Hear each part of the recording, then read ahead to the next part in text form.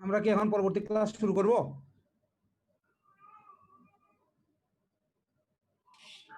Sir শুরু করতে পারেন স্যার। নাকি রেস্ট লাগবে? এখানে অবশ্য রেস্ট নেওয়ার কিছু নাই, আর খুব বিশাল কোনো ক্লাস না, সুতরাং আমার মনে হয় আমরা শুরু করি। তোমাদের ওই যে কালকেই তো বলছিলাম যে তোমাদের 5 মার্কের একটা এক্স-রে অথবা ডাটা অথবা ফটোগ্রাফ ফেস করতে হবে, যে কোনো একটা ধরা হয়। একজন একই এক্সামিনিকে ফটোগ্রাফ, এক্স-রে সব ধরা হয় না। যাকে এক্স-রে ধরা হয় তাকে এক্স-রে ধরা হয়, যাকে ফটোগ্রাফ ধরা হয় তাকে ফটোগ্রাফ ধরা হয়। এরকম দুইটা অল্টারনেটিভ হিসেবে আমরা সাধারণত ধরি। তো কিছু সব এক্স-রে তো আর কিছু কিছু এক্স-রে যেমন বাচ্চাদেরও হয় বড়দেরও হয়, সেগুলো তোমরা মেডিসিনে পড়তেছো, অলরেডি পড়ছো, হয়তো হয়ে গেছে ক্লাস। আমরা চেষ্টা, আমাদের মূলই এটা থাকবে হলো যে যেগুলা বাচ্চাদের মানে টিপিক্যাল কিন্তু বড়দের পাওয়া যায় না সেগুলোতে হাইলাইট করা। তবে পরীক্ষার সময় কিন্তু যেমন ধরো তোমাদেরকে আমি বলি নিউমোথোরাক্স, হ্যাঁ নিউমোথোরাক্স বাচ্চাদেরও হয় বড়দেরও হয়। এবং নিউমোথোরাক্সে কি ফাইন্ডিং হয়, বাচ্চাদের আলাদা কোনো ফাইন্ডিং হয় না, সুতরাং আমি এখানে নিউমোথোরাক্স নিয়ে আলোচনা করব। আমার মূল আলোচনাগুলো থাকবে যেগুলা সাধারণত পেডিয়াট্রিক্সে বেশি পাওয়া যায় সেগুলো নিয়ে, এবং এইরকম এক্সরে খুব বেশি নাই, আছে কিছু কিছু জটিল আছে, যেমন ধরো কনজেনিটাল অ্যানোমালিটি, এগুলো তোমাদের জন্য ওই এমবিবিএস এ আমরা এগুলা ইয়ে করি না, ধরি না আর কি। যেগুলো পরীক্ষায় ধরা হয় না বা সাধারণত থাকে না, এগুলো নিয়ে আলোচনা হবে না। সুতরাং খুব লিমিটেড নাম্বার অফ এক্সরে আমি আজকে আলোচনা করব, এবং আমি কিন্তু স্পেসিফিক পরীক্ষা রিলেটেড এগুলো আলোচনা করি, বেশি কিছু তোমাদের কাছ থেকে তোমাদেরকেও মানে মাথায় ঢুকাইতে চাই না, আর আমারও সময় নষ্ট করতে চাই না, দুটো মিলে আর কি। তো যেটা বলি এটা স্পেসিফিক মনে রাখবা, পরীক্ষার সময় ভাবেই বলতে হবে। এইখানে প্রথমেই এটা কিসের এক্সরে দেখা যাচ্ছে? বুকের এক্সরে, তাই না? বুকের এক্সরে সাধারণত দুইটা কারণে তোমাদের দেওয়া হয়, একটা হলো লাং কজ, একটা হলো হার্ট কজ। লাং কজের মধ্যে বাচ্চাদের সবচেয়ে কমন যেটা সেটা হলো ব্রঙ্কিওলাইটিস। ব্রঙ্কিওলাইটিস নিয়ে আমরা গতকালকেও আলাপ করছি, তাই না? এর বাইরে ব্রঙ্কো নিউমোনিয়া একটা আছে, এটা বাচ্চাদের জন্য নিউমোনিয়ার ক্ষেত্রে ব্রঙ্কো নিউমোনিয়া হচ্ছে কমন। আর কি হইতে পারে? নিউমোনিক কনসোলিডেশন হইতে পারে, প্লুরাল ইফিউশন হইতে পারে, লাং অ্যাবসেস হইতে পারে। এটা হলো লাং ডিজিজ গুলা। আর হার্ট ডিজিজের মধ্যে কমনলি যেটা এক্সরেতে বোঝা যায় এরকমই হলো টেট্রালজি অফ ফেলন। আর আছে বোঝা যায় হলো পেরিকার্ডিয়াল ইফিউশন, বা সোজা কথা হলো কার্ডিওমেগালি বোঝা যায়। তো প্রথমে যেমন তোমাদের যখন একটা চেস্ট এক্সরে দেওয়া হবে, তুমি তো প্রথমে দেখে এটা চিনতে পারবা চেস্ট এক্সরে। এখানে অনেকগুলো ক্রোনোলজিক্যাল বিষয় আছে যে আমি কি কি দেখবো। যদি বাইরের থেকে শুরু করি তাহলে সফট টিস্যু দেখবো, বোনি কেজ দেখবো, তারপরে ভিতরে আস্তে আস্তে একটা একটা করে যাব। তো এইগুলা তোমাদের মনে রাখার জন্য দরকার, এবং এগুলা বইতে আছে বা আমাদের রেজিস্টারে তোমাদের বিস্তারিত পড়াবে, সেই অনুযায়ী পড়ে নিবা। আমার মূলই এটা হচ্ছে যে তোমাদের কিন্তু পরীক্ষার সময় অত সময় থাকে না যে তুমি পুরো এক্সরে বর্ণনা দিবা, এরকম কিছু থাকে না। তোমাদের যেটা বলতে হয় সেটা হলো যে ডায়াগনোসিস কি, এই এক্সরে দেখে ডায়াগনোসিস কি বলতে হবে, এবং বলার পর তোমাকে হয়তো জিজ্ঞেস করতে পারো যে এখানে কি আছে, অথবা তুমি উল্টা বলতে পারো যে চিপ মানে যেগুলো ফাইন্ডিং যেগুলো আছে পজিটিভ ফাইন্ডিং স্যার এই এক্সরেতে এই আছে, সুতরাং এটা ডায়াগনোসিস এতটুকু পর্যন্ত। এইখানে পুরা যে 8টা বা 9টা পয়েন্ট আছে সেইগুলা বলার কোনো দরকার নাই, তবে খেয়াল করতে হবে, কারণ কোনটাতে যদি তুমি আটকাবা এটা তো তুমি বুঝবা না।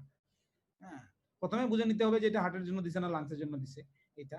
তারপরে হলো বাকি যা, যদি হার্টের হয় তাহলে হার্টটাকে ভালো করে দেখবা, যদি লাংসের হয় তাহলে লাং ফিল ভালো করে দেখবা।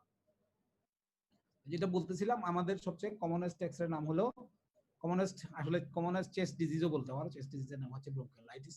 তো এইটাতে একটা টিপিক্যাল এক্সরে পাওয়া যায়, হ্যাঁ, সেটাতে ব্রঙ্কিওলাইটিসের এক্সরে, এবং এটা চিনতে হবে।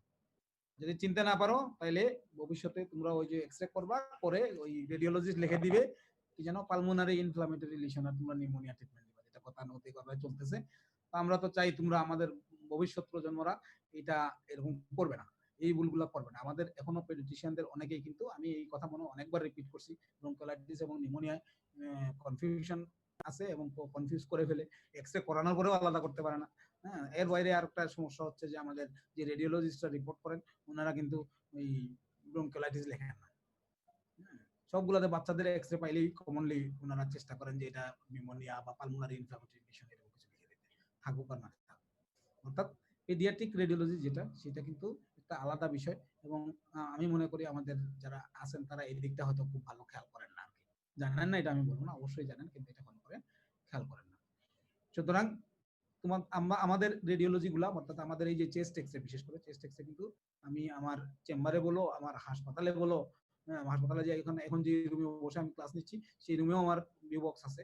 হ্যাঁ, আমার ওয়ার্ডের প্রত্যেকটা ব্লকে ভিউ বক্স আছে, আমি নিজে লাগাই আর দেখি। এবং তোমাদেরকেও কিন্তু এই জিনিসটা পারতে হবে, অন্তত নিউমোনিয়া ব্রঙ্কিওলাইটিস এগুলো চিন্তা হবে। বাকিগুলা কঠিন যেগুলো এগুলো ঠিক আছে, রেডিওলজিস্টের রিপোর্ট দিবে, সেটার উপর নির্ভর করে করবা, কিন্তু এই নিউমোনিয়া ব্রঙ্কিওলাইটিস নিজেরাই চিন্তা হবে। পরীক্ষার সময় যদি ব্রঙ্কিওলাইটিসের এক্সরে দেওয়া হয়, চিনতে না পারো, তাহলে কিন্তু আমি নিজে যদি এক্সামিনার হই তাহলে খুবই বিরক্ত হব। তাহলে এই এক্সরেতে কি দেখা যাচ্ছে, এইখানে তিনটা জিনিস থাকে ব্রঙ্কিওলাইটিসের এক্সরেতে। একটা হলো হাইপার ট্রান্সলুসেন্সি। হাইপার ট্রান্সলুসেন্সি মানে তো তোমরা নিশ্চয়ই বুঝতে পারতেছো, ট্রান্সলুসেন্সি মানে কি, ওই যে রঙের বেশ কম, যেটা কালো, বেশি কালো যদি দেখা যায় সেটা হচ্ছে হাইপার ট্রান্সলুসেন্সি। এমনি নরমাল এক্সরেতে যতটুকু কালো থাকে এই এক্সরেটা তার চেয়ে একটু বেশি কালো আছে, এটার নাম হলো হাইপার ট্রান্সলুসেন্সি। আরেকটা হচ্ছে হাইপার ইনফ্লেশন। হাইপার ইনফ্লেশন বোঝার জন্য অনেকগুলো ফিচার আছে, যেমন ধরো রিব গুলা হরাইজন্টালি প্লেসড হয়ে যায়, এমনিতে অবলিক থাকার কথা, আর এখানে দেখো এটাতে পুরো 100% হরাইজন্টাল না হইলেও 80% হরাইজন্টালি রিব গুলা আছে। এটা হচ্ছে হাইপার ইনফ্লেশনের একটা ফিচার। আরেকটা ফিচার হলো লো ফ্ল্যাট। তোমরা যদি এখানে খেয়াল করো তাহলে দেখবা ডায়াফ্রাম কিন্তু নরমালের চেয়ে নিচে নেমে গেছে। হ্যাঁ, কত রিপ পর্যন্ত গেলে নরমাল হয় আর কত রিপ পর্যন্ত, কত রিপে বাড়তে অ্যাবনরমাল হয়, সেটা তোমরা নিজেরাই জেনে নিও, আমি এখন বলবো।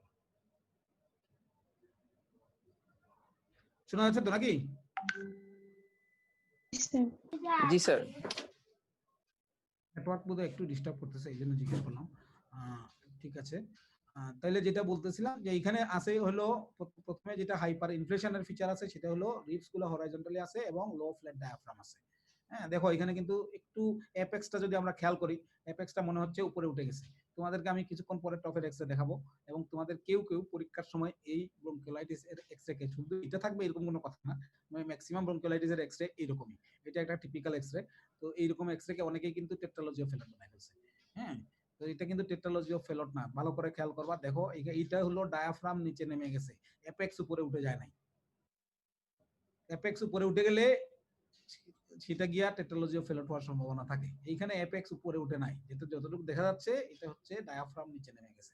অর্থাৎ তাইলে কি থাকে, হাইপার ট্রান্সলুসেন্সি থাকে, হাইপার ইনফ্লেশন থাকে, আর হইলো ছোট ছোট কিছু অপাসিটির মতো দেখা যায় অনেক ক্ষেত্রেই। এখানে আমি মার্কিং দিয়ে দেখলে তোমরা বুঝবা কিনা জানি না, এই যে এইখানে আছে, এইখানে আছে, হ্যাঁ এইখানে আছে, এরকম কিছু ছোট ছোট অপাসিটি থাকতে পারে, এগুলোর নাম হলো পেচি এটিলেকটাসিস।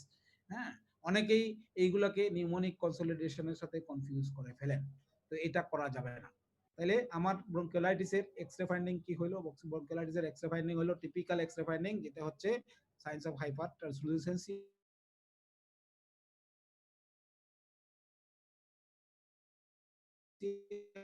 Hyper inflation. কি কাহিনী হলো, তোমাকে ব্রঙ্কিওলাইটিস সম্পর্কে দুই একটা প্রশ্ন ধরতে পারে, যেটা আমি কালকে অলরেডি একবার বলে ফেলছি, তাই না, যে শর্ট কেস অফ ব্রঙ্কিওলাইটিস থাকলে কি করতে হবে, সেই একই ব্রঙ্কিওলাইটিসের অর্গানিজম কি সেটা ইয়ে করতে হবে, কি কি অর্গানিজম দিয়ে হয়, ফিচার কি হয়, কোন বয়সে হয়, তারপরে হলো ট্রিটমেন্ট কি, মানে ম্যানেজমেন্ট কি। হ্যাঁ, সবগুলাতে ভর্তি লাগে না, সিভিয়ার ব্রঙ্কিওলাইটিস হলে ভর্তি লাগে। ব্রঙ্কিওলাইটিসের ম্যানেজমেন্ট কি গতকালকে যেহেতু আমি বলে ফেলছি, সুতরাং আমি ওইদিকে এখন আর যাব না। সোজা কথা হলো এরকম এক্সট্রা থাকলে ব্রঙ্কিওলাইটিস ডায়াগনোসিস করতে পারতে হবে, এবং বাকি ব্রঙ্কিওলাইটিসের বিস্তারিত জানতে হবে। ব্রঙ্কিওলাইটিস লেকচারও আমি তোমাদের দিচ্ছি। আমরা তাহলে এরপরে যাই। এইটা হচ্ছে বাচ্চাদের নিউমোনিয়ার একটা এক্সরে। বড়দের নিউমোনিয়া কিন্তু এরকম হয় না। বড়দের নিউমোনিয়া হলে নিউমোনিক কনসলিডেশন হয়, সেটা আমরা একটু পরেই দেখাবো। এখানে কি দেখা যাচ্ছে বলো তো, এখানে দেখো পেচি অপাসিটি আছে। আমি যদি কার্সর দিয়ে একটু দেখানোর চেষ্টা করি, দেখো এইখানে পুরা এই লাংফিল্ডের এই উপরের দিকটা ছাড়া নিচের দিকটাতে পুরোটা, এই যে এখানে দেখা যাচ্ছে অনেকগুলা পেচি অপাসিটি আছে, এইখানেও আছে। তাহলে পেচি অপাসিটি অন বোথ লাংফিল্ডস। যদি দুই লাংফিল্ডে পেচি অপাসিটি থাকে, হ্যাঁ, সেই ক্ষেত্রে আমাদের ডায়াগনোসিস হলো ব্রঙ্কোনিউমোনিয়া। ব্রঙ্কোনিউমোনিয়ার ক্ষেত্রে এই একই নিউমোনিয়ার কালকেও আমি বলছিলাম যে এই ক্ষেত্রে তোমাকে হয়তো জিজ্ঞেস করা হইতে পারে যে কোন অর্গানিজম দিয়ে নিউমোনিয়া হয়। হ্যাঁ, আর কি ইনভেস্টিগেশন করবো আমরা এক্সরে টেস্ট ছাড়া? কালকেও আমি বলছি নিউমোনিয়াতে আমরা সাধারণত কমপ্লিট ব্লাড কাউন্ট করি। সেটার ফাইন্ডিং কি হবে? হ্যাঁ, এবং যদি কমপ্লিট ব্লাড কাউন্ট করা হয় তাহলে সাধারণত ব্রঙ্কোনিউমোনিয়া কিন্তু ভাইরাস দিয়েও হইতে পারে, ব্যাকটেরিয়া দিয়েও হইতে পারে। তো সাধারণত টোটাল কাউন্ট বাড়ে।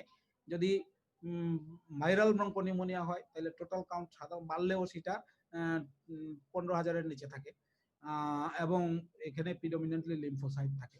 আর যদি ব্যাকটেরিয়াল ব্রঙ্কোনিউমোনিয়া হয় সেই ক্ষেত্রে টোটাল কাউন্ট সাধারণত 20,000-এর উপরে থাকে, এবং এই ক্ষেত্রে নিউট্রোফিল প্রিডমিনেন্টলি থাকে। আর অনেক কিছু আছে। তো মূলত আমরা কমপ্লিট ব্লাড কাউন্ট এবং চেস্ট এক্সরে করেই ব্রঙ্কোনিউমোনিয়া ডায়াগনোসিস করি, এবং দরকার হলে অন্য কিছু করা যেতে পারে, আরো অনেক কি আছে এগুলো তোমরা পড়ে নিবা। তো পরীক্ষার সময় এটাই ধরা হয়, এবং ট্রিটমেন্ট কি দিবা সেই একই। ট্রিটমেন্ট হলেও ব্রঙ্কোনিউমোনিয়ার ট্রিটমেন্ট নিউমোনিয়ার সিভিয়ারিটির উপর ডিপেন্ড করে করতে হয়। যেগুলো সিভিয়ার নিউমোনিয়া হয় সেগুলো হাসপাতালে ভর্তি হয়, এবং সেই ক্ষেত্রে ড্রাগ অফ চয়েস হলো এমপিসিলিন দেওয়া যায়, সেফটিএক্সনও দেওয়া যায়। এটা হলো তাও আবার এই অনুযায়ী ভাগ করে করতে হবে, এবং এটা আমি তোমাদের লেকচারে পড়াইছি, সুতরাং এখানে আমি আর বিস্তারিততে যাব না। এইটা হচ্ছে নিউমোনিয়ার আরেকটা এক্সরে, তবে এই নিউমোনিয়ার ক্লাসিফিকেশনটা হচ্ছে অন্য। এটা হচ্ছে নিউমোনিক কনসলিডেশন। কি থাকে নিউমোনিক কনসলিডেশনে? একটু মনে নিচে লিখে দিয়েছিলাম, হোমোজেনাস অথবা ডেন্স অপাসিটি ইন দা, যেই জোনে আছে সেই জোন বলতে হবে, এটা রাইট আপার এন্ড মিড জোনে আছে।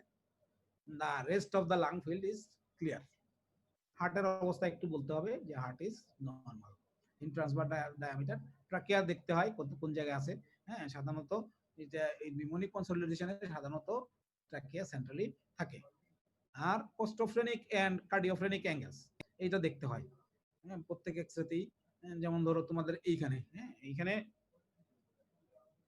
আমার কনসলিডেশন হলো এই এরিয়া, ঠিক আছে, রাইট আপার জোন এবং মিড জোন, ঠিক আছে।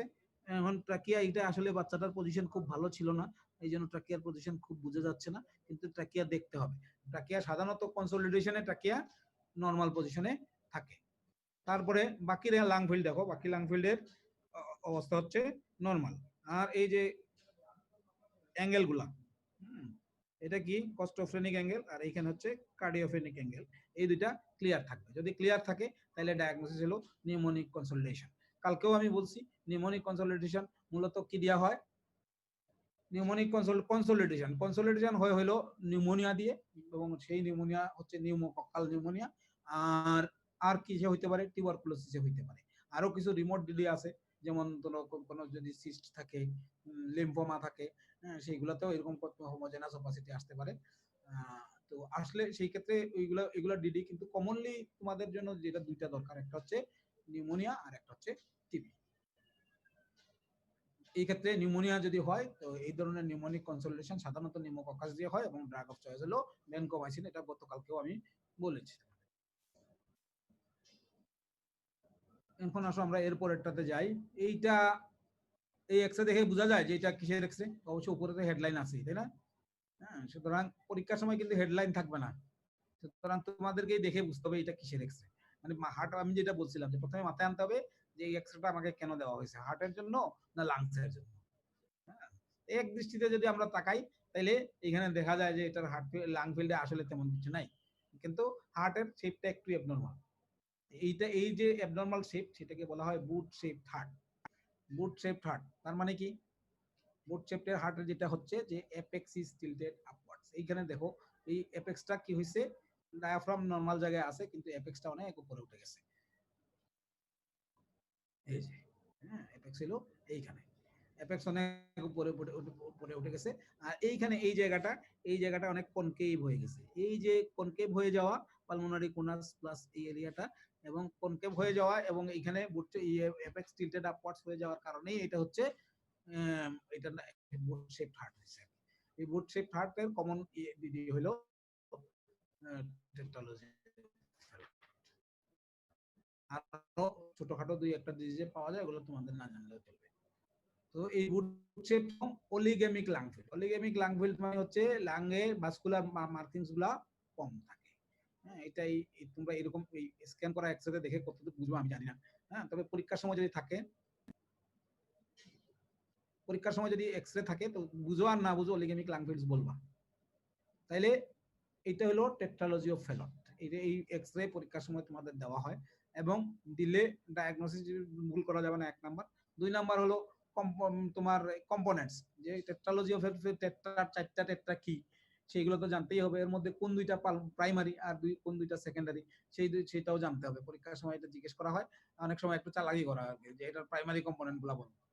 প্রাইমারি কম্পোনেন্ট কি কি জানো নাকি তোমরা? জি স্যার। বলো তো। স্যার ভেন্ট্রিকুলার সেপ্টাল ডিফেক্ট আর হচ্ছে পালমারি স্টেনোসিস। ঠিক আছে, আর বাকি দুইটা সেকেন্ডারি দুইটা? স্যার ওভাররাইটিং অফ এওর্টা আর রাইট ভেন্ট্রিকুলার হাইপারট্রফি। এই হলো তোমার ইয়ে। এর বাইরে আর কি কি ক্লিনিক্যাল ফিচার থাকে সেটা জিজ্ঞেস করতে পারে। হ্যাঁ, তাহলে কি থাকতে পারে? কমনলি ক্লাবিং থাকবে, সায়ানোসিস থাকবে, এটা জিজ্ঞেস করতে পারে। আর যেটা হলো এটার ট্রিটমেন্ট কি, এটার মূল ট্রিটমেন্ট হলো একটা হলো মূল ট্রিটমেন্ট হচ্ছে সার্জারি, একটা টোটাল কারেক্টিভ সার্জারি করা যায়, আর টেম্পোরারিলি শান্ট অপারেশন করা যায়। শান্ট অপারেশনের আবার বয়স আছে, যাদের বয়স 3 বছরের কম তাদেরকে করা হয় গোরটেক্স ইন্টারপোজিশন শান্ট, আর যাদের 3 মাসের বেশি তাদের করা হয় হলো ব্লেলক টসিং শান্ট, বিটি শান্ট। তোমাদের এই এক্সরে যদি পরীক্ষার সময় পড়ে এর বেশি তোমাদেরকে খুব একটা ধরবে না। অথবা কেউ যদি ধরে যে এটা কোন ধরনের হার্ট ডিজিজ, তোমরা বললা যে এটা হলো সায়ানোটিক কনজেনিটাল হার্ট ডিজিজ, তখন তোমাকে হয়তো সায়ানোটিক কনজেনিটাল হার্ট ডিজিজ আরো দুই একটা নাম ধরতে পারে, যে আরো দুইটা কমন সায়ানোটিক কনজেনিটাল হার্ট ডিজিজের নাম এইরকম। তাইলে এক্সরেটা দেখলে ডায়াগনোসিস চিনতে হবে, আর ডায়াগনোসিসের সাথে সাথে এটার এমনিতে তোমরা ওই সময় শর্ট কেসের জন্য হোক আর ভাইবার জন্য হোক, তোমরা তো টেট্রালজি অফ ফেলেট পড়েই আসবে। টেট্রালজি অফ ফেলেটের বিস্তারিত জানা লাগবে। এক্সামিনার যেটা ইচ্ছা সেটাই ধরবে, তবে খুব কঠিন কিছু ধরা হয় না। কমপ্লিকেশনস অফ টেট্রালজি অফ ফেলেট পড়ে অনেক অ্যাপ্লিকেশন ধরেন, তো কি কি কমপ্লিকেশন হয় এখানে কিন্তু হার্ট ফেলিউর আছে কমপ্লিকেশনস এর মধ্যে, এবং সেটা শেষের দিকে আছে, শুরুতে বললে হবে না। তোমরা পরীক্ষার সময় অনেকেই দেখা গেছে যে তোমাদের পূর্বসূরীরা যারা পরীক্ষা দিচ্ছেন, আমরা যাদের পরীক্ষা নিচ্ছি তারা অনেকেই প্রথমেই হার্ট ফেলিউর বলে বসে থাকছে। তো প্রথমেই হার্ট ফেলিউর বলা যাবে না। আবার যে ক্লিনিক্যাল ফিচারের মধ্যে একটা পলিসাইথেমিয়া আছে না? হ্যাঁ, ক্লিনিক্যাল ফিচারের মধ্যে টেট্রালজি অফ ফেলোটের পেশেন্টের কিন্তু পলিসাইথেমিয়া হয়। পলিসাইথেমিয়া কিন্তু কি কমপ্লিকেশন না ক্লিনিক্যাল ফিচার? এটা ক্লিনিক্যাল ফিচার, কমপ্লিকেশন না। এই এক্সরেটা উপরে লেখাই আছে কার্ডিওমেগালি, তাই না? কার্ডিওমেগালি এখন কেমনে বোঝা যায়? প্রথমে দেখো, এক দৃষ্টিতে তাকাইলে কি মনে হয়? এক দৃষ্টিতে তাকাইলে মনে হয় যে পুরো চেস্ট জুড়ে একটা হার্ট আছে। হ্যাঁ, সুতরাং এটা তুমি এইটা দেখেই তো তুমি বুঝে ফেললা যে ঠিক আছে, এটা এটা এটা আসলে হার্টের জন্য দেওয়া হয়েছে। এখন বাকিটা তাকাও যে আর কোনো হার্টের স্পেসিফিক কোনো শেপ আছে কিনা, তারপরে লাং ফিল্ডের কি অবস্থা আছে, এটা যদি দেখো তাহলে তোমরা বুঝতে পারবা যে এটা এতটুকু পর্যন্ত বোঝা যায় যে এটা কার্ডিওমেগালি আছে। কার্ডিওমেগালি কিভাবে মাপতে হয়? মাপতে হয় হলো এটা কিন্তু প্রথমে যে চেস্টের ট্রান্সভার্স ডায়ামিটার যেখানে ম্যাক্সিমাম আছে সেটা মাপতে হয়, এবং হার্টের ট্রান্সভার্স ডায়ামিটার যেখানে ম্যাক্সিমাম আছে সেটা মাপতে হয়, এবং যদি 2/3 এর চেয়ে বেশি হয়, এমনিতে 2/3 হয়, হার্ট হচ্ছে চেস্ট ক্যাভিটির 2/3 এর চেয়ে যদি বেশি হয় সেটা হচ্ছে নাম হচ্ছে কার্ডিওমেগালি। তোমাদের পরীক্ষার সময় তোমরা মাপতে পারবে না বা মাপতে দেওয়াও হবে না, তবে থিওরিটিক্যালি তোমাদেরকে ধরা হইতে পারে যে এটা কিভাবে বুঝলা যে এটা কার্ডিওমেগালি। তো কার্ডিওমেগালির heart is enlarged in transverse diaphragm, lung fields oligemic, আর both room of diaphragm are normal. Diagnosis হচ্ছে কার্ডিওমেগালি। এখন বাচ্চাদের কার্ডিওমেগালি কি কি কারণে হতে পারে, এই এক্সরে যদি দেওয়া হয় তাহলে কিন্তু এটা হলো কমন কোশ্চেন। হ্যাঁ, যে কি কি কারণে কার্ডিওমেগালি হতে পারে। তো এইখানে বাচ্চাদের কার্ডিওমেগালি যেগুলোতে পাওয়া যায় সেটা হচ্ছে মাল্টিপল ভালভুলার ডিজিজ। হ্যাঁ, অর্থাৎ মাল্টিপল ভালভ, অনেকগুলো ভালভ যদি ইনভলভ হয় একটা না, তাহলে কি মাল্টিপল ভালভুলার ডিজিজ যদি হয় সেই ক্ষেত্রে কার্ডিওমেগালি হয়। পেরিকার্ডিয়াল ইফিউশন যদি হয় তাহলে কার্ডিওমেগালি পাওয়া যাবে। তারপরে মায়োকার্ডাইটিস যদি হয়, কার্ডিওমায়োপ্যাথি যদি হয়, তাহলে এই চারটা বললেই মোটামুটি হবে। Multiple valvular disease, pericardial effusion, cardiomyopathy এবং মায়োকার্ডাইটিস। তো এইখানে এইটা ধরার পরে যে কোনো একটা স্পেসিফিক একটা কিছু একটা ধরতে পারে। যেমন ধরো তুমি বললা পেরিকার্ডিয়াল ইফিউশন, হ্যাঁ, সেখানে এই পেরিকার্ডিয়া এটা কিন্তু আসলে এক্সরে দেখতে যেরকম আছে সেটা এটা পেরিকার্ডিয়াল ইফিউশন হওয়ার সম্ভাবনা খুব বেশি। এবং পেরিকার্ডিয়াল ইফিউশন কি কারণে হয়? হ্যাঁ, সাধারণত এই যে কজগুলো আমরা বললাম, এর মধ্যে মাল্টিপল ভালভুলার হার্ট ডিজিজ কোনটা বাচ্চাদের ক্ষেত্রে কমন, এটা ধরতে পারে। এই ক্ষেত্রে যেগুলোতে কার্ডিওমেগালি হয়, মাল্টিপল ভালভুলার ডিজিজ, এগুলো হচ্ছে সাধারণত ইয়ে হয়, যেটা তোমার মাইট্রাল রিগার্জিটেশন হয়ে যেটা হয়, অর্থাৎ আমি বলতে চাচ্ছিলাম হলো rheumatic fever, post rheumatic fever যে ইয়েগুলো হয় সেটাতে মাল্টিপল ভালভুলার ডিজিজ থাকে। পেরিকার্ডিয়াল ইফিউশনের কমন অর্গানিজম কি সেটা ধরতে পারে। এর বেশি খুব একটা জিজ্ঞেস করার সুযোগ নেই এই ধরনের নন স্পেসিফিক এক্সরে দিয়ে। মানে স্পেসিফিক ডিজিজে চলে যাইতে পারে, যে আমি যে ডিজিজগুলো বললাম তার মধ্যে তোমাদেরকে আমরা কার্ডিওমায়োপ্যাথি বা মায়োকার্ডাইটিস খুব একটা ধরি না, তবে পেরিকার্ডিয়াল ইফিউশনটা মোটামুটি পড়তে হবে, আর মাল্টিপল ভালভুলার ডিজিজ অর্থাৎ রিউমেটিক ফিভারটা মোটামুটি পড়তে হবে।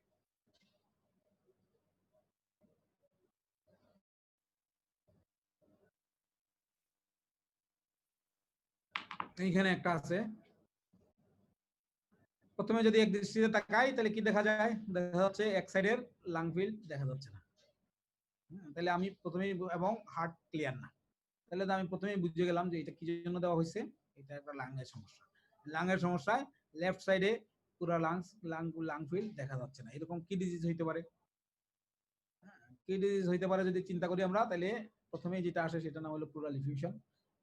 এরপরে কনসলিডেশনও এরকম হইতে পারে, তবে কনসলিডেশন সাধারণত এরকম পুরো লাং জুড়ে হয় না, আরো ছোট হয়। এইখানে ক্লিয়ার বোঝা যাচ্ছে না। প্লুরাল ইফিউশন যদি ছোট হইতো, মেসিভ না হয়, তাহলে প্লুরাল ইফিউশনের উপরে একটা আপার মার্জিন থাকতো, যে তোমাদের এই এক্সরেতে নাই। আপার মার্জিন এই এক্সরেতে নাই, তো প্লুরাল ইফিউশনের এক্সরেতে সাধারণত আপার মার্জিন থাকে, এবং এইরকম অপাসিটি থাকে। অপাসিটি যদি থাকে তাহলে ডায়াগনোসিস হবে প্লুরাল। এই ক্ষেত্রেও ওই আগে যেটা বলছিলাম যে তোমার হার্টের পজিশন দেখতে হবে, এবং হার্ট সাধারণত যেই সাইডে ইফিউশন হয়, ইফিউশন যদি বেশি বড় হয় তাহলে হার্ট অপোজিট সাইডে শিফট করে, এবং ট্রাকিয়াও সেম। ট্রাকিয়া যদি যেই সাইডে ইফিউশন হবে তার উল্টা সাইডে শিফট করবে। এখানে কিন্তু অলরেডি ট্রাকিয়া শিফটেড আছে, এই যে দেখা যাচ্ছে, দেখো এই যে ট্রাকিয়া এখানে সোজা আসেনি, অর্থাৎ ইফিউশনের কারণে, মেসিভ প্লুরাল ইফিউশনের কারণে এটা এদিকে চলে গেছে। এখন এই ধরনের একটা ডায়াগনোসিস যদি তোমরা করো যে এটা হলো massive pleural effusion, left side, এখানে অনেক কিছু লেখা ছিল যে homogeneous opacity with concave upper margin, এটা না, কিন্তু আসলে এটা typical finding. Obliterating the costophrenic and cardiophrenic angles in the left side. Heart is shifted to the right and trachea is shifted to the right. এটা এইটুক finding বলে যদি চায় তাহলে তুমি মেসিভ প্লুরাল ইফিউশন বলে ফেলবা। তারপরে তোমাদেরকে যেটা ধরতে পারে সেটা হলো এই ধরনের একটা মেসিভ প্লুরাল ইফিউশনের কি কজ। বাচ্চাদের ক্ষেত্রে যদি আমি মাত্র দুইটা কজ বলি, একটা হচ্ছে পালমোনারি টিউবারকুলোসিস আর একটা হচ্ছে নিউমোনিয়া, পোস্ট নিউমোনিক ইফিউশন হয়। এর বাইরে আরো অনেক কজ আছে, সেগুলো তোমরা বই থেকে পড়ে নিও। সেগুলোর মধ্যে যার মধ্যে এক্সুডেটিভ, ট্রানজুডেটিভ অনেক ব্যাপার স্যাপার আছে। তো এক্সরে পড়ানোর ক্ষেত্রে আর এত থিওরিতে যাওয়ার সুযোগ আছে বলে আমি মনে করি না। তো প্লুরাল ইফিউশন যদি ধরা হয় তাহলে এরপরে তোমাকে বলতে পারে যে তুমি কেমনে প্লুরাল ইফিউশন কনফার্ম করবা। হ্যাঁ, সেটা হচ্ছে নিডল দিয়ে যদি আমি প্লুরাল ফ্লুইড পেয়ে যাই তাহলে এটা 100% কনফার্ম। এর বাইরে যেটা ধরতে পারে যে এই ধরনের একটা প্লুরাল ইফিউশনের পেশেন্ট যদি তুমি পাও তাহলে এক্সামিনেশন করলে কি পাবা, এক্সামিনেশন করলে কি পাওয়া যাবে, ইন্সপেকশনে কি পাবা, পালপেশনে কি পাবা, পারকাশনে কি পাবা, অসকালটেশনে কি পাবা। এইখানে মূলত যেটা হলো যে পারকাশনে কি পাওয়া যাবে, স্টোনি ডাল। হ্যাঁ, স্টোনি ডাল। আমি আসলে ওই উডি ডাল আর স্টোনি ডালের পার্থক্য বুঝি, আমি নিজেই বুঝি না। হ্যাঁ, যদিও বইতে এটা এরকমই বলা আছে, তো বললে ভালো, অসুবিধা নাই, নাইলে খালি ডাল বললেও হবে। ডাল পাওয়া যাবে, ব্রেথ সাউন্ড কি হবে, ডিমিনিশড হবে, অ্যাবসেন্ট হবে। তাইলে আর এডেড সাউন্ড তার অন্যগুলো পাওয়ার সুযোগ নাই, তাই না? আর এটা ধরতে পারে, অনেকে ধরে যে এই পেশেন্টের যদি পারকাশন করো বা অসকালটেশন করো বা এক্সামিনেশন করো তাহলে কি পাওয়া যাবে। তো প্লুরাল ইফিউশন থেকে যেটা ধরার আছে সেই একই। নিউমোনিয়া ট্রিটমেন্ট কি, যদি নিউমোনিয়া হয়, তবে এই ক্ষেত্রে যদি প্লুরাল ইফিউশন হয় তাহলে টিবি ধরতে পারে। তো টিবি ধরলে টিবির যেহেতু এটা তোমাদের খুব শর্ট সময়ে ধরা হয়, সুতরাং খুব বেশি তো আর বলতে পারবে না। তোমাকে বড় জোর ধরতে পারে যে বাচ্চাদের টিবির ট্রিটমেন্টের রেজিমেন্ট বলো, হ্যাঁ, যেটা 6 মান্থস থেরাপি আছে, হ্যাঁ, 9 মান্থস আছে, 12 মান্থস আছে, কোনটাতে কোনটা দেওয়া হয়। তো প্লুরাল ইনফিউশন যেটা, এটাতে কয় মাসের দেওয়া হবে? 6 মাসের।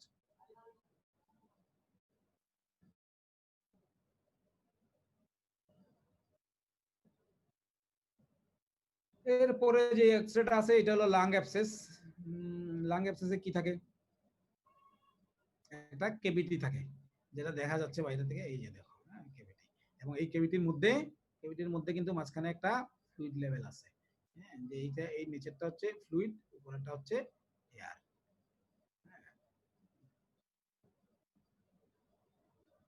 cavity with a fluid level in the left upper end part of the, যখনই তোমরা এরকম কোনো লিশন পাবা তখন কিন্তু ওই জোনটা বলতে হবে এটা কোন জোনে আছে। rest of the lung fields are clear, trachea slightly shifted to the right, heart, এগুলো ট্রাকিয়া দেখে বলতে হয়, হ্যাঁ, যখন যেটাতে আছে সেটাতে বলতে হবে। এই এক্সরে তো আর পরীক্ষা থাকবে না, পরীক্ষার সময় যেটা এক্সামিনারের পছন্দ হবে সেটা থাকবে। trachea slightly shifted to the right, heart normal in transverse diameter, both the costophrenic and costophrenic দুই বলে হয়েছে, cardiophrenic angles are clear। এই বলে তোমার ডায়াগনোসিস ছিল, এটা হলো লাং অ্যাবসেস।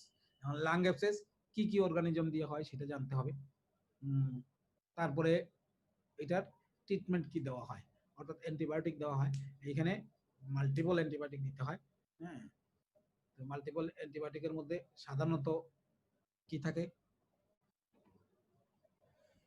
এখানে একটা কাভারেজ স্টেফাইলোককাসের কাভারেজ দেওয়া হয়, সুতরাং এখানে ভ্যানকোমাইসিন দেওয়া যেতে পারে, ক্লক্সাসিলিন দেওয়া যেতে পারে, সাথে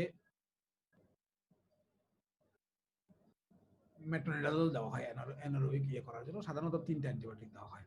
তো এটা পড়ে নিবা যে ট্রিটমেন্ট কি দেওয়া হয় এবং কত সপ্তাহের জন্য দেওয়া হয়। সাধারণত 6 সপ্তাহের জন্য দেওয়া হয়। তাহলে গেল লাং অ্যাবসেস। এতক্ষণ পর্যন্ত যেগুলো দেখাইলাম এর মধ্যে পরীক্ষার সময় কিন্তু কমনলি লাংস থেকে থাকে হলো ব্রঙ্কিওলাইটিস, হার্ট থেকে থাকে হলো টেট্রালজি অফ ফ্যালট। এর বাইরে এখন যেটা দেখাচ্ছি এটাও খুব কমন পরীক্ষার সময়, রিকেটস। রিকেটসে কি থাকে? আসলে এইভাবে এতটা খুব দেখা যায় না, এগুলো সামনাসামনি দেখাইতে হয়। এই যে এইখানে দেখো, এখানে হলো কি আছে, এটাকে কি বলে? কাপিং। কাপিং, এইখানে এরকম এরকম খাঁজ খাঁজ থাকতে পারে। এটা এখানে এই এক্সরেতে খুব ভালো বোঝা যাচ্ছে না। খাঁজ খাঁজ যদি থাকে এটাকে বলে ফ্রেইং। তাহলে কাপিং থাকে, ফ্রেইং থাকে, আর ওয়াইডেনিং। ওয়াইডেনিং মানে হলো বড় হয়ে যাওয়া, এইটাতে মনে বোঝা যায়। তাহলে ওয়াইডেনিং, কাপিং এন্ড ফ্রেইং থাকে। আরেকটা থাকে হলো increase distance between the epiphysis and diaphysis. তাহলে এই যদি ফাইন্ডিং থাকে এবং জেনারেলাইজড অস্টিওপেনিয়া আছে, এটা এই এক্সরেগুলোতে ভালোই বোঝা যাচ্ছে। জেনারেলাইজড অস্টিওপেনিয়া যদি থাকে তাহলে ডায়াগনোসিস হলো রিকেটস। ডায়াগনোসিস হলো রিকেটস। এখন রিকেটস ডায়াগনোসিস করার পরে তোমাকে অনেক কিছুই ধরতে পারে যে তুমি আর কি ইনভেস্টিগেশন করবে। রিকেটস ডায়াগনোসিসের জন্য আমরা সাধারণত যে এক্সরে রিস্ট জয়েন্ট করি, হ্যাঁ, অন্য জায়গার এক্সরে করা যায় কিন্তু কমনলি এক্সরে রিস্ট জয়েন্টই করা হয়। সেজন্য ওই রিস্ট জয়েন্টের এক্সরে দেখলে মাথায় যেন প্রথমে ডায়াগনোসিস রিকেটস আসে, বাকিগুলো মিলাইতে হবে। মিলিয়ে যদি দেখো মিলে গেছে তাহলে তো আর তোমার ডায়াগনোসিস করতে হবে। তাইলে আর কি করি? আর আমরা সিরাম অ্যালকালাইন ফসফেটেজ করি, সিরাম ক্যালসিয়াম লেভেল করা যায়, সিরাম ফসফেট লেভেল করা যায়, সিরাম প্যারাথরমোন লেভেল করা যায়। তারপরে এগুলো ওই রিকেটস এর কজ অনুযায়ী আরো কিছু আছে, যেমন রেনাল রিকেটস যদি তোর চিন্তা করো তাহলে রেনাল ফাংশন দেখতে হবে। তো রিকেটস এর মধ্যে কমন রিকেটস হচ্ছে নিউট্রিশনাল রিকেটস। নিউট্রিশনাল রিকেটস এর বাংলাদেশের কমন কজ কি? একটা হচ্ছে ক্যালসিয়াম ডেফিসিয়েন্সি রিকেটস, আর একটা হচ্ছে vitamin D deficiency rickets. Calcium deficiency rickets এর ট্রিটমেন্ট কি? সেখানে ক্যালসিয়াম দিতে হয় এবং এটা দীর্ঘ টাইমের জন্য দিতে হয়, কম করে 1 মাস। আর নিউট্রিশনাল রিকেটস যেটা, নিউট্রিশনাল রিকেটস এর মধ্যে ভিটামিন ডি ডেফিসিয়েন্সি রিকেটস যেটা, সেটাতে আমরা কমনলি যেটা প্র্যাকটিস করি সেটা হচ্ছে স্টস থেরাপি বলে। স্টস থেরাপিতে কি করা হয়? 3 থেকে 6 লাখ ভিটামিন ডি3 একসাথে পুশ করে দেওয়া হয়, ইনজেকশন আইএম।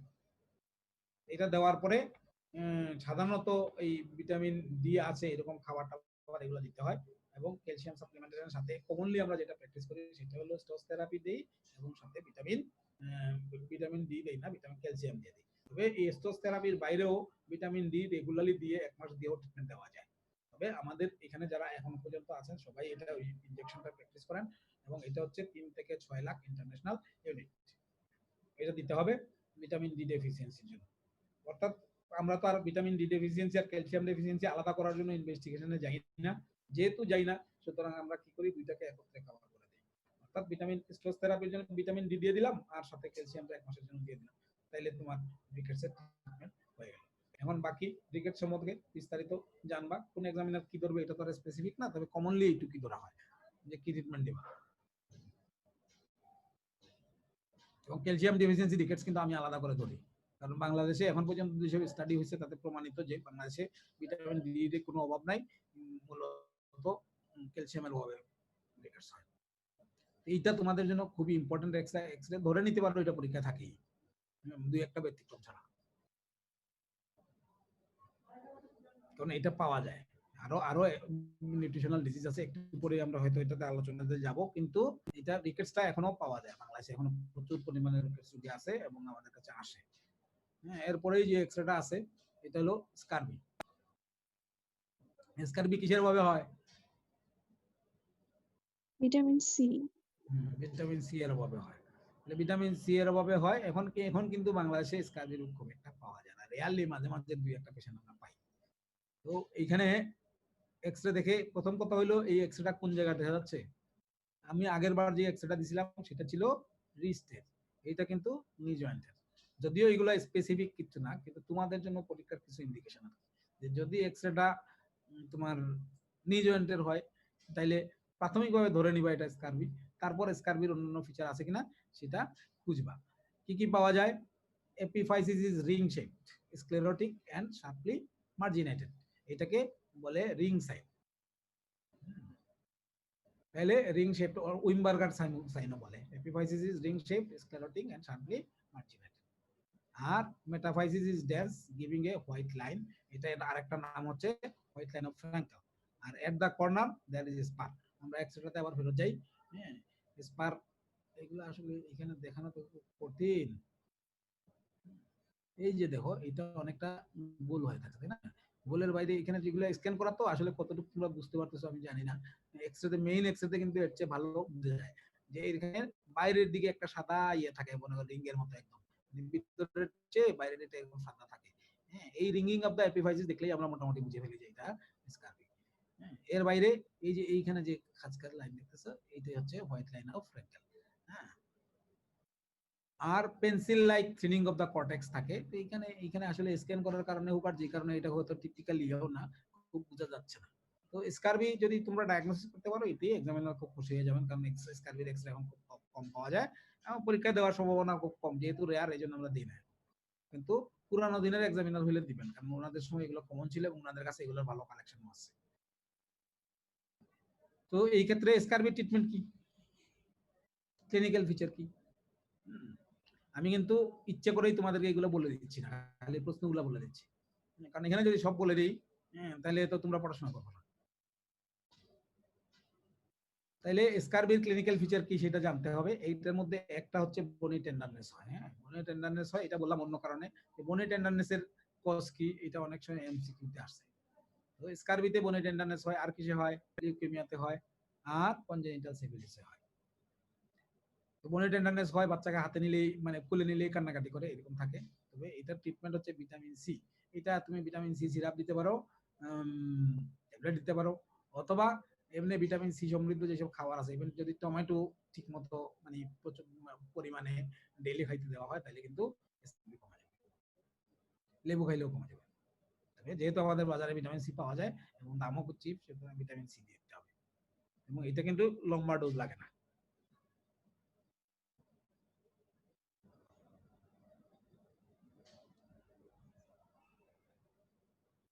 তাহলে গেল স্কারবি।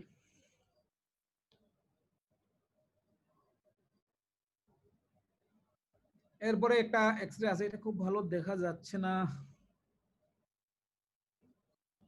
এটা মূলত মানে কনজেনিটাল হিমোলাইটিক অ্যানিমিয়ার পেশেন্টের X ray, X ray of the skull. X ray of the স্কালে কনজেনিটাল হিমোলাইটিক অ্যানিমিয়াতে কি হয় আমরা একটু দেখে আসি আগে, তারপরে তোমাদের বলে দেব। হ্যাঁ, widening of the medullary cavity, thinning of the cortex, reduction of the number of the trabeculi and thickening of the remaining trabeculi are generalized osteopenia. এই যে widening of the medullary cavity, thinning of the cortex R reduction of the number of trabeculi and thickening of the remaining trabeculi, এটাকে অনেকে hair on and appearance বলে। আর generalized osteopenia তো আছেই। এখানে কি বোঝা যায় খুব একটা?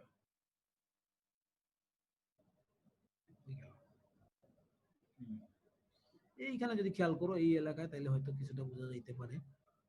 এটা মানে এটা ভালো হয় নাই। এইখানে গ্যাপ আছে। হ্যাঁ, এই যে এখানে এটার নাম হচ্ছে ওয়াইডেনিং। আর এই যে পার্টগুলো আছে এগুলো আরো ইয়ে থাকার কথা, আরো বড় থাকার কথা, কিন্তু এগুলো পাতলা হয়ে গেছে। হ্যাঁ, এটাই হচ্ছে থিনিং অফ দা কর্টেক্স।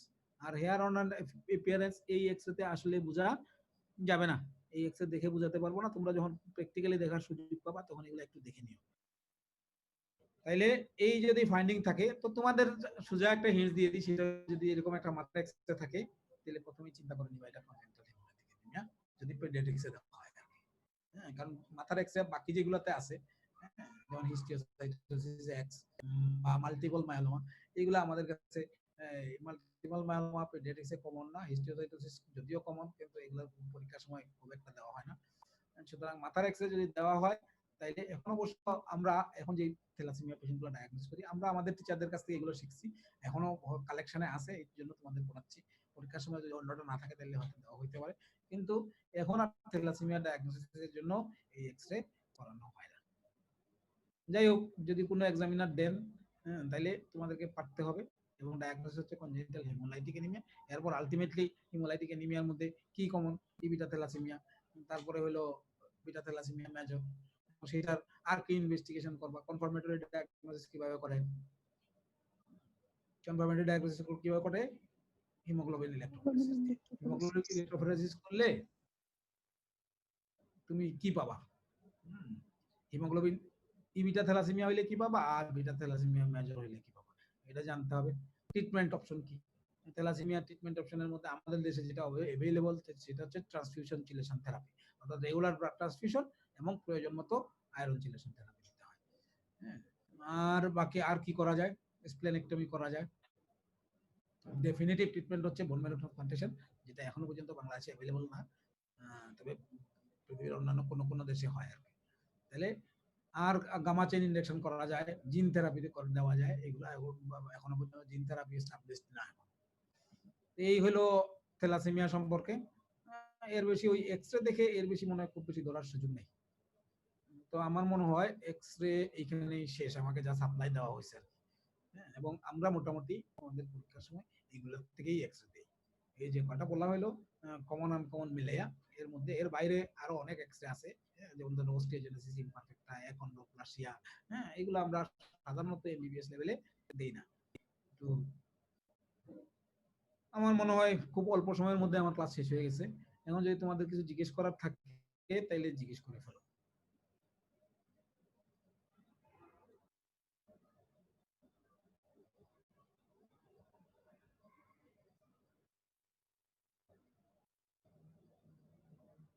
কে কিছু জিজ্ঞেস করার আছে তোমাদের? স্যার, চাইল্ডের টিউবারকুলোসিসের স্যার রেজিমেন্টটা কি 6 মান্থই হবে? ওইটা হচ্ছে টিবির উপর নির্ভর করে। হ্যাঁ, কোন জায়গার pulmonary TB, extra pulmonary TB, এইরকম ভাগ আছে। হ্যাঁ, সেটা ভাগের উপর নির্ভর করে। এখন যদি তোমার টিউবারকুলার মেনিনজাইটিস হয় তাহলে তো 1 বছর দিতে হবে। অর্থাৎ ডিজিজের উপর নির্ভর করে এটার ডিউরেশন কত। পালমোনারি টিউবারকুলোসিস যেটা, সেটার ডিউরেশন হচ্ছে 6 মান্থস। আচ্ছা, এই ক্ষেত্রে ওই যে টিবির ওষুধগুলোর অ্যাডভার্স ইফেক্ট যেগুলো আছে, প্রত্যেকটা রিফাম্পিসিনের, তারপর আইসোনিয়াজাইড, হ্যাঁ, ইথাম্বিটল, প্যারাজিনামাইড, এগুলার কি কি অ্যাডভার্স ইফেক্ট আছে, এগুলো অনেকে পরীক্ষার সময় ধরে। সেটা তো তোমাদের মেডিসিনও লাগবে, পেডিয়াট্রিক্সে অ্যাডভার্স ইফেক্ট তো আলাদা না, সমান, তবে এটা পড়া লাগবে। আর কিছু?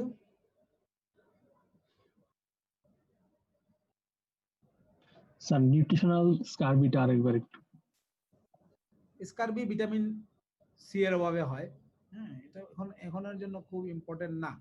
এটা তো এক্সরে দেখেই বুঝতে হবে। এক্সরেতে কি থাকে, রিঙ্গিং অফ দ্য এপিফাইসিস থাকে। আমি সোজা করে বলে দিলাম যে এপিফাইসিস যেটা থাকে সাধারণত নিজ এন্ডের এক্সে থাকে, এবং এই যে এপিফাইসিস আছে এইগুলা এটা রিং এর বোঝা যাচ্ছে না। স্ক্যানিংটা আমি করি নাই, যেই করছে সে হয়তো এক্সরে থেকে স্ক্যানিং করলে আসলে পুরোটা আসে না, তো ক্লিয়ার স্ক্যানিং করা খুব কঠিন। হ্যাঁ, তো এখানে সেটা হলো ওইটার চারপাশে যে এটা ইয়েটা আছে, এই যে এপিফাইসিসটা আছে এটার চারপাশে একটা রিং এর মতো সাদা ইয়ে থাকে আর কি, মানে তুলনামূলকভাবে সাদা অংশ থাকে, যেটা দিয়ে মনে হয় যে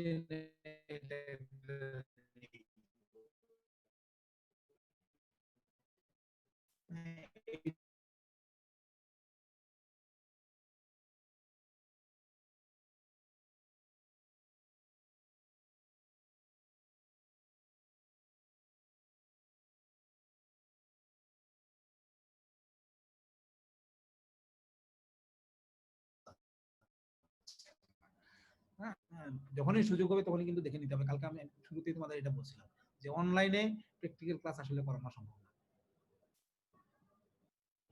সুতরাং এই ফাইন্ডিং যদি থাকে সেটার নাম হচ্ছে স্কারবি।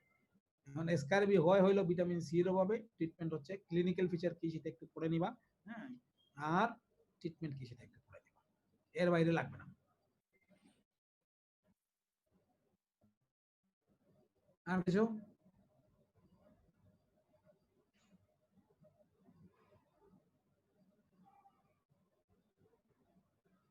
স্যার রিকেটসে যদি স্যার মানে ক্যালসিয়াম ডেফিসিয়েন্সিটা যদি স্যার প্যারাথাইরয়েড হরমোনের জন্য হয়, তাহলে কি স্যার ক্যালসিয়াম সাপ্লিমেন্টই শুধু দিব? প্যারাথাইরয়েড, তুমি কি হাইপার প্যারাথাইরয়েডিজম বলতে যাচ্ছ? জি sir. Hyper parathyroidism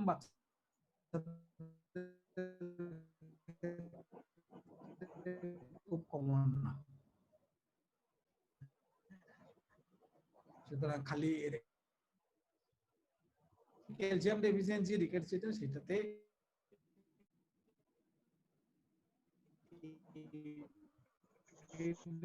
nutritional rickets কিনা এটা আলাদা করার জন্য আমরা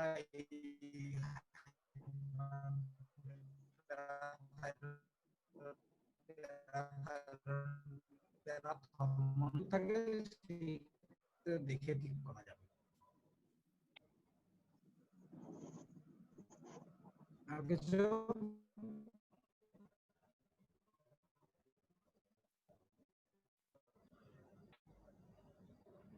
তোমাদের আর কোনো কোশ্চেন নাই? সুতরাং আপাতত আজকের মতো বিদায়। অবশ্য তোমাদের সাথে বোধহয় আর ক্লাস যদি মানে প্র্যাকটিক্যাল মানে খুলে আর কি সবকিছু খুলে দেওয়া হয়, পরিস্থিতি স্বাভাবিক হয়, তাহলে হয়তো এরকম প্র্যাকটিক্যাল ক্লাসে দেখা হবে, আর নাহলে পরীক্ষার হলে দেখা হওয়ার সম্ভাবনা আছে।